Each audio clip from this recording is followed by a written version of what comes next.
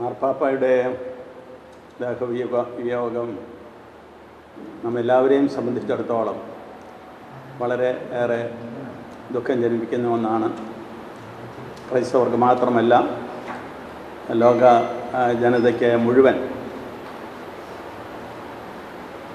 എന്താണ് എന്ന് ചോദിച്ചാൽ, അദ്ദേഹം ബുദ്ധി കൊണ്ട് മാത്രമല്ല ഹൃദയം കൊണ്ടുകൂടി മനുഷ്യരോട് സംവദിച്ചവനും തൻ്റെ ജീവിതത്തിൽ ഹൃദയത്തിൻ്റേതായ ഒരു ജീവിത ശൈലി അവതരിപ്പിച്ചവനുമാണ്.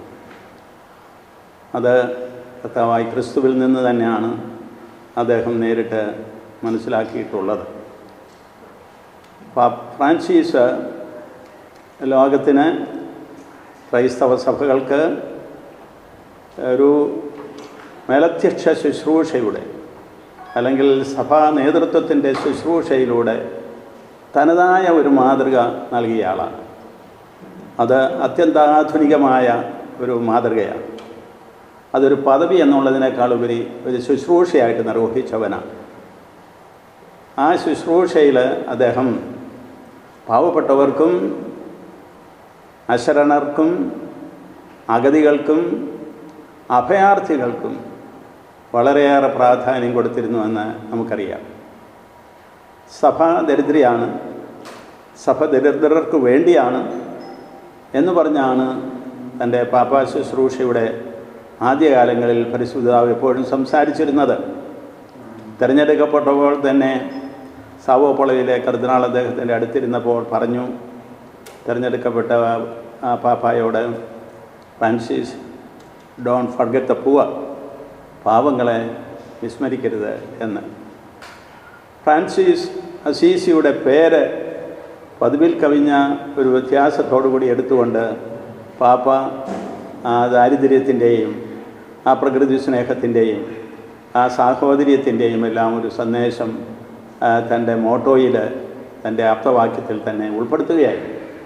അത് പിന്നീട് അക്ഷരശഃ പാപ്പ അന്വർത്ഥമാക്കി എന്നുള്ളതാണ് നമുക്ക് മനസ്സിലാക്കാൻ സാധിക്കുന്ന വസ്തുത. അദ്ദേഹം ഈ ഏറ്റവും അവസാനം കൊടുത്ത ഊർബി എത്ത് ഓർബി എന്ന ആ ആശീർവാദം, അത് ഈസ്റ്ററിന് കൊടുക്കുന്നതാണ്, ക്രിസ്മസിനും കൊടുക്കും.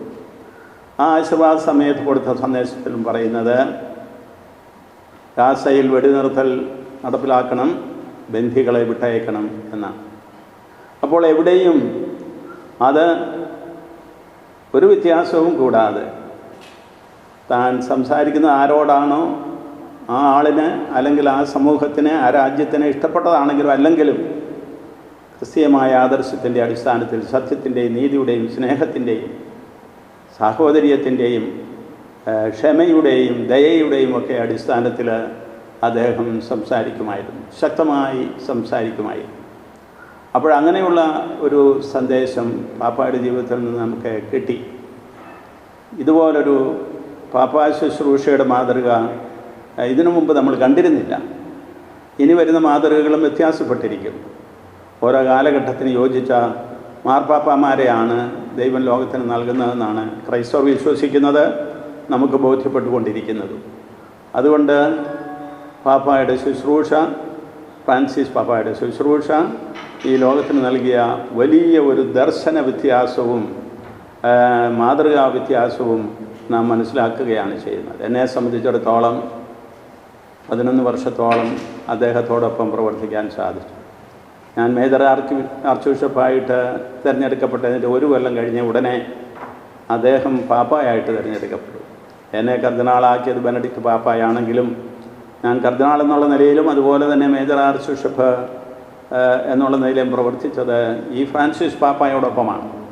അപ്പോൾ അദ്ദേഹത്തിൻ്റെ ചിന്തകളെയും ഹൃദയത്തെയും തൊട്ടറിയുവാൻ എനിക്ക് സാധിച്ചിട്ടുണ്ട്. വലിയൊരു ജ്യോതിശാസ്ത്രജ്ഞനായിരുന്നു അദ്ദേഹം.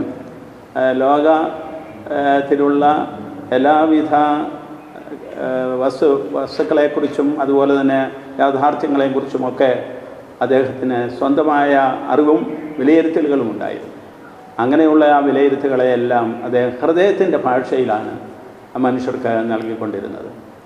ആദ്യകാലങ്ങളിൽ ഒരിക്കൽ ഒരു രാത്രിയിൽ പതുപ്പുമായിട്ട് ഒരു ജീപ്പിൽ ചെന്ന് ആ വത്തിക്കാനിലെ പാതയോരങ്ങളിൽ കിടക്കുന്ന ആളുകൾക്ക് തണുപ്പ് സഹിക്കാതിരുന്നപ്പോൾ പതിപ്പ് വിതരണം ചെയ്തിട്ട് പോയതായി നമ്മൾ മാധ്യമങ്ങളിൽ നിന്ന് മനസ്സിലാക്കിയിട്ടുള്ളതാണ്.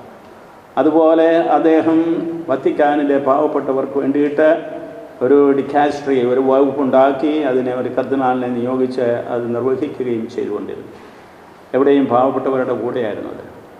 അദ്ദേഹം പറയുമായിരുന്നു, നാം മനുഷ്യരോടൊപ്പമായിരിക്കണം, ഒന്നിച്ച് യാത്ര ചെയ്യണം. നാം ഒരിക്കലും മേളിലിരുന്നുകൊണ്ട് മറ്റുള്ളവരെ അനുയായികളായിട്ട് കരുതേണ്ടവരല്ല.